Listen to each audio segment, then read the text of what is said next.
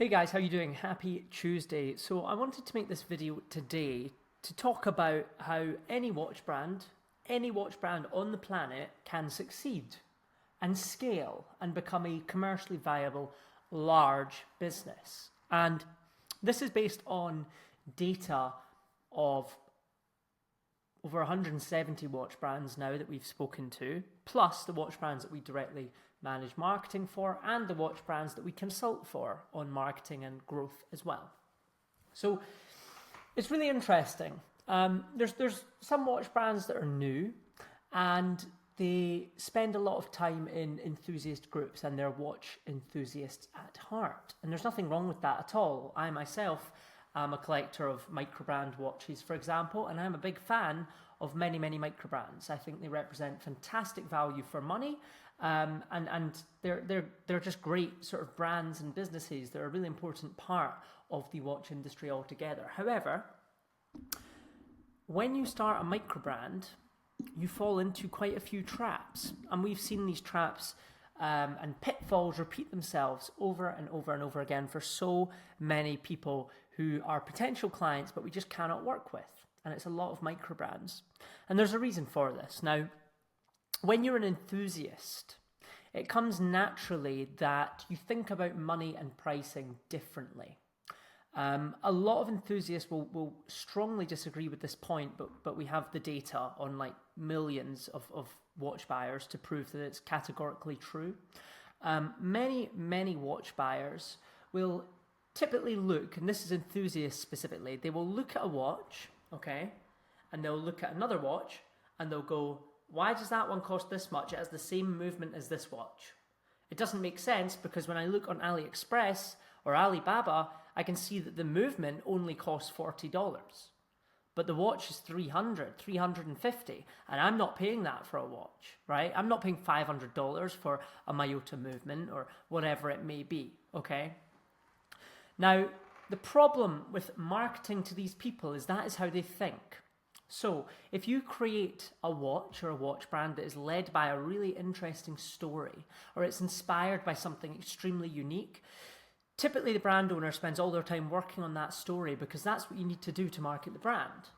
However, once that story is told and the watch enthusiast looks at the piece and goes, it's $600, it's got this movement, it's got this, they will go, that's not worth it because the movement, I just wouldn't pay that much for that movement, right? I would expect, for $800, a Swiss-made caliber, right?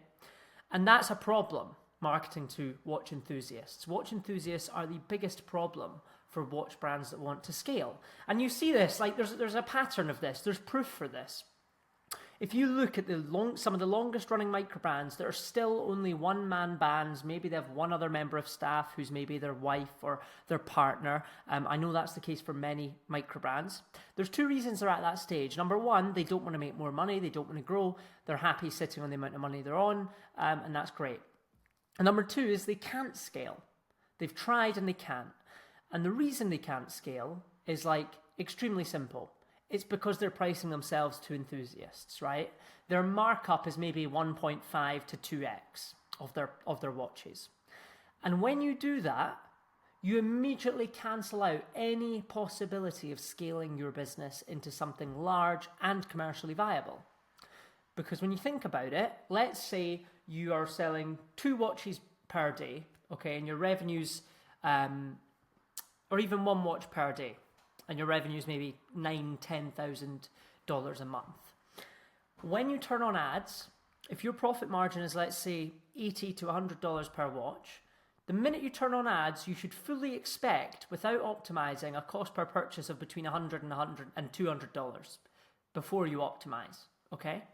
That means, I don't think I need to do the maths for you, but if your profit margin is $100 and you're paying $100 to $200 for every sale, you're immediately losing money, which means your business is losing money and the brand founder's not getting paid. Now, we have had it with so many brands that we work with where we run ads and we get a 2.8x ROAS. And we think that's a really good, for no data, to get started, that is a fantastic return on ad spend. But the brand owner turns around and goes, I'm losing money, oh my God. I'm not making any money. The business is failing. The reason for that is not because our management of ads, shocker, it's because you have no profit margin on your product. You have no markup because the enthusiast said, I'm not paying any more than that. I must do what the enthusiasts say. That's what happens when you do what the enthusiasts say. You have no profit margin and you cannot scale. Let's say you got a cost per purchase of $80 and you make $20 profit. Great.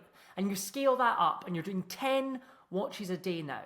Okay, 10 instead of 1 a day. You're suddenly making 80 grand a month. Okay, without scaling, right? Without actually scaling any other part of the business. You're just running ads and making more money now. Suddenly, you need help with customer services. Someone's going to have to pay for that. That comes out of that $20 of profit, which is $200 of profit a day. So now you're making $100 of profit a day, let's say. And maybe you need help with fulfillment, or you can't just ship them out your garage anymore. You need a warehouse. They take a cut of the order as well. This is the reality of business. This is how it works. And when you grow, you have to spend more money. So if you do not have a markup that's decent on any of your watches, you will fail. Because you can't run ads. And I know, we've generated over 25 million in watch sales in the past couple of years alone. We spend over £100,000 per month, which is about $120,000 per month on ads for watch brands exclusively. And I've seen those that fail and I've seen those that scale. And the ones that fail, it's not because they can't do ads, it's because they have no markup, because they're enthusiast-led brands. They want the prices to be as rock bottom as possible. And when you do that, you can build a successful business, but you have to have an organic Instagram, YouTube, or Facebook group following, or you don't do ads. It is genuinely very, very difficult to scale to any sort of commercial viability. Because even if you think, okay, if I get to 100K a month, I can lower production costs so that the profit margins are higher and that'll pay for the ads and it'll give me profit. You've still got the year plus of time from getting to 10K a month to 100K a month where you're going to lose all your money. And what will happen is you will not have cash reserves there. So you're just going to go bankrupt in that time and never get to point B, right? So my number one tip is actually mark up your watches, and don't lead with specs. Don't lead with it's got water resistance. Nobody's going to buy a watch because of that, right? If you want to market to enthusiasts, please do, but do not bother with advertising. I promise you, like, even if you run ads now and it makes you money, see when there's one of the dips during the year, which happens all the time, where ads stop performing for a month, you're going to lose money to such an extent where you start panicking about the business, and that will affect your personal life. So it doesn't work. And I've seen it, like, time and time again. We get a good ROAS and it turns out the brand owner's not making any money and they can't understand why. And it's because they have no profit margin. They've not x'd up their price. The typical markup we've seen for the variety of watch brands we've worked with is 2x to 5x. And believe it or not, you can actually 5x your markup and do really well. Like, there's brands we work with that do that, and it's entirely possible. So you need to keep that in mind when you're scaling. You need to 2x to 5x. Minimum, honestly, I would go with 3x what your production costs are at the very minimum, so that you have space to scale, space to breathe, space to actually run ads and scale the business into something viable, right? Anyway, that's my thoughts. I wanted to record a video about this because so many watch brands will say that they can't run ads, they can't scale, blah, blah, blah, blah, blah, right?